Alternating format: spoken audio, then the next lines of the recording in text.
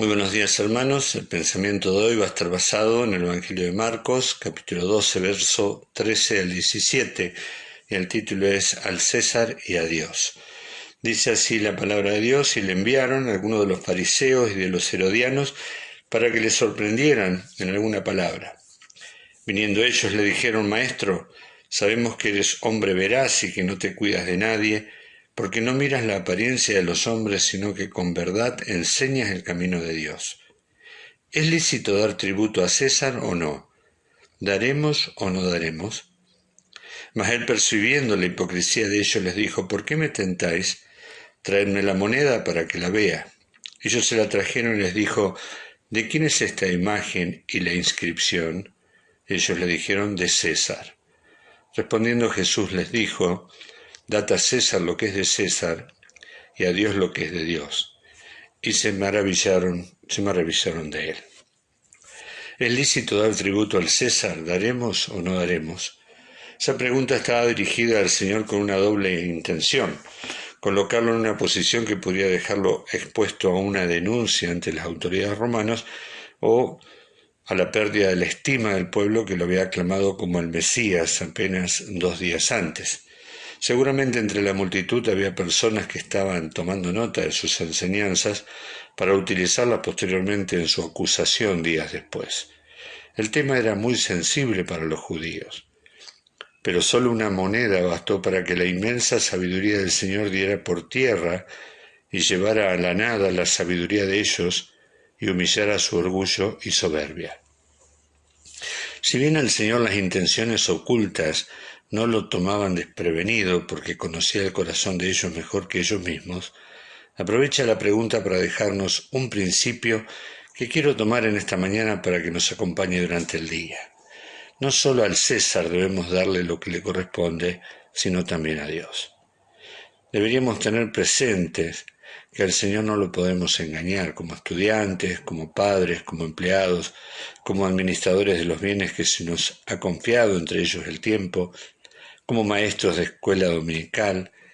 No debemos tentar al Señor con nuestras decisiones. ¿Cuántas veces le echamos la culpa al César de que no podemos darle a Dios lo que le corresponde?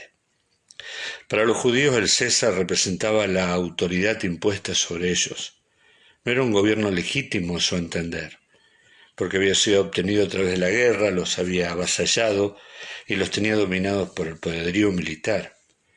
Los judíos entendían que ellos eran un pueblo diferente, escogido por Dios, y que durante muchos siglos habían sido gobernados por autoridades legítimas elegidas por Dios, por caudillos como Moisés y Josué, los jueces y los reyes. 1000 años de historia los llevaron a pensar que esa situación nunca cambiaría. Sin embargo, sus pecados, la idolatría, la incredulidad, los llevaron a un cautiverio humillante del que volvieron, pero nunca más para ser una nación independiente, excepto en un breve periodo de tiempo en la época de los macabeos. Ellos ahora estaban bajo un yugo militar, no eran libres de tener sus propias autoridades. En cierta manera, los romanos le habían permitido tener un cierto orden jurídico e institucional, manteniendo un rey y un concilio llamado Sanedrín, para manejar ciertas cuestiones en base a alineamientos establecidos en la ley de Dios. Pero todas estas decisiones debían estar sujetas a la venia del César que estaba en Roma. Hasta el mismo sumo sacerdote era una figura que debía contar con la aprobación del César. Los impuestos había que pagarlos a Roma. La imposición dineraria a favor de los vencedores era la expresión inevitable de un sometimiento. De nada servía que les permitieran tener ciertas libertades, porque al momento de disponer su dinero tenían que darle una parte al César. Y eso los humillaba, porque significaba reconocer esa situación vergonzosa. Para colmo, hasta el mismo dinero que era de circulación legal tenía la imagen del César. Ellos, que habían aprendido que no podían venerar ninguna imagen, llevaban en su bolsa las monedas con la imagen del odiado gobernante romano que decía ser un dios. Por eso también odiaban tanto a los publicanos, porque siendo judíos cobraban los impuestos para presentarlos a los recaudadores romanos. Ellos eran colaboracionistas y por lo tanto eran considerados traidores y encabezaban la lista de los pecadores más odiados. El Señor Jesús llegó a este encuentro con ellos de una manera crucial. Ese enfrentamiento ocurrido con las autoridades judías no era casual. Lo que ocurriría ese día revelaría el rechazo del pueblo judío a través de sus autoridades al Mesías que decían esperar. Ese rechazo estaba graficado en la parábola de los labradores malvados que mataron al hijo del dueño de la viña. Ellos eran los labradores malvados. Tiempo hacía ya que el rey era un impostor. Muchos años ya antes, Herodes, que no era verdaderamente un judío, sino idumeo, se había hecho del trono. Los judíos lo odiaban y no lo pudieron quitar porque contaba con el poder militar del César para sostenerse y debieron soportar su crueldad sin límite hasta su muerte. Pero cuando ella ocurrió le heredaron sus hijos, aunque uno de ellos perdió el favor del César y fue reemplazado por Pilatos. Hacía mucho tiempo que la ley de Dios había sido ampliada con interpretaciones y mandamientos adicionales agregados por la tradición de los judíos, transformándola en una gran carga para aquel que quisiera cumplirla. Hacía mucho tiempo que el sacerdocio había sido manchado por la corrupción y la usura de aquellos que debían representar al pueblo ante Dios y hacían grandes negocios personales a costa de los peregrinos que llegaban a Jerusalén para las fiestas. Hacía tiempo ya que las autoridades judías habían perdido la credibilidad ante los ojos del pueblo, y la persona de Jesús representaba mucho más que una amenaza para sus intereses personales. Es lícito pagar los impuestos a estos gobernantes represores que nos han humillado tanto. El Señor aprovecha la oportunidad para dejarlos en evidencia y responde de tal manera que los deja maravillados. A ellos que esperaban ponerlo en aprietos ante la multitud y medían todas sus palabras para intentar encontrar algo de qué acusarle, terminaron ese día con la boca abierta de admiración. Veamos rápidamente la doble afirmación del Señor. Al César lo que es del César. La imagen en la moneda no es otra cosa que la autoridad humana sobre la que estamos comprendidos los hombres. Todo aquello que requiere algún tipo de cumplimiento por parte del creyente en esta sociedad. Puede ser el Estado, puede ser el trabajo, puede ser el estudio, puede ser la familia. Todos los creyentes tenemos obligaciones para con el Estado secular, y el Señor reconoce que debemos cumplir con ellas. El César tiene derecho a exigir el cumplimiento, y nosotros tenemos la obligación de cumplir. El tema de la autoridad es un tema central y sin dudas controversial para la humanidad desde que el hombre existe. ¿Tiene alguien derecho a decirme qué hacer, cómo hacer, a dónde ir, cuándo, por qué y tantas otras cosas más? Pero por más que la sociedad proteste contra la autoridad, los creyentes sabemos que la autoridad como tal es una concesión de Dios. No importa quién la ejerza, cómo la ha obtenido, cuáles son sus credenciales, si la merece o no, si lo hace correctamente o no, si obtiene algún beneficio personal o lo hace responsablemente, lo que importa es que ha sido establecido por Dios. Y se nos pide a nosotros que la respetemos, que la honremos, que la obedezcamos, como si lo estuviéramos haciendo directamente al Padre, porque al final eso es lo que es. El único límite que tiene nuestra obediencia es cuando la imposición de la autoridad se contrapone a un deseo o ordenanza de nuestro Señor. Todos recordamos la desobediencia de los padres de Moisés, Éxodo 1:17, la desobediencia de los 3 jóvenes hebreos que no se inclinaron ante la estatua en Daniel capítulo 3, la desobediencia de Daniel cuando le dijeron que no podía orar por un mes en Daniel capítulo 6, o la desobediencia de los apóstoles que dijeron que no podían dejar de predicar en el nombre de Jesús. En ese caso se aprueba la desobediencia, pero se le pide al creyente que se someta al castigo que acarrea esa desobediencia. Nunca se aprueba por parte de Dios la rebelión, el desacato, la insubordinación personal o social. Nunca un creyente estará haciendo bien participando en acciones directas contra la autoridad, por más justa que puede ser la causa que está defendiendo. El creyente debe ser pacífico y pacificador. Debe aprender a poner la otra mejilla y llevar la carga por 2 millas. Debe orar por los que los ultrajan y nunca intentar cambiar las cosas a través de la venganza personal.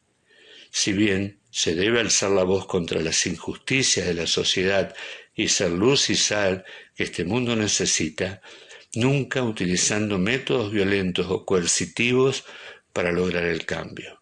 Por ello no debemos proponer o participar en piquetes, cortes, paros, como hacen muchos en nuestra sociedad. Debemos siempre dar a César lo que tiene derecho a solicitar de nosotros. Pagamos los impuestos, cumplimos las leyes, nos sometemos a toda autoridad establecida, buscamos la paz y el bien común y contribuimos con nuestros conocimientos y recursos a todo lo que sea bueno. Y no le debemos nada a nadie, como dice Pablo, excepto el amarnos unos a otros. En segundo lugar, vemos que Dios, el Señor Jesucristo, también dice al César lo que es del César, pero a Dios lo que es de Dios. Somos ciudadanos de 2 reinos, vivimos aquí, pero nuestra ciudadanía está en los cielos. Tenemos que responder ante las autoridades civiles de este país, pero también debemos recordar que somos siervos del reino de los cielos y allí deberemos reportarnos pronto. Estas 2 dimensiones son contrapuestas, pero simultáneas. No podemos esperar hasta que hayamos terminado con la primera para dedicarnos a la segunda, porque ambas son aquí y ahora. Tenemos que cumplir con el César y con Dios. El cristiano sabe que tiene que responder ante Dios por cada decisión que tome y por cada bien que ha sido puesto en sus manos. Sabemos que somos administradores de bienes ajenos, que nada es nuestro, que todo nos ha sido dado y que en algún momento debemos dar cuenta. ¿Qué tenemos que sea nuestro? Si ni siquiera somos nosotros nuestros. Hemos sido comprados por precio y ya no nos pertenecemos. ¿Qué cosas debemos darle a Dios? Las primicias eran de Dios. Es un acto de fe, un acto de obediencia, un acto de gratitud y un acto de humildad. Hablamos de nuestro tiempo, porque ante un conflicto de intereses casi siempre le quitamos a la iglesia. Exámenes, necesitamos tiempo para estudiar. Cumpleaños o reuniones familiares se realizan en horarios de reunión. No le quitamos algo al sueño o al descanso o a la recreación, pero sí se lo quitamos a la iglesia. También nuestro dinero, ¿le estaremos robando a Dios? Ya hemos hablado bastante de esto, es un principio espiritual inexorable que hay una parte de nuestro dinero que le pertenece a Dios y a Dios debe volver. ¿Qué de nuestros dones?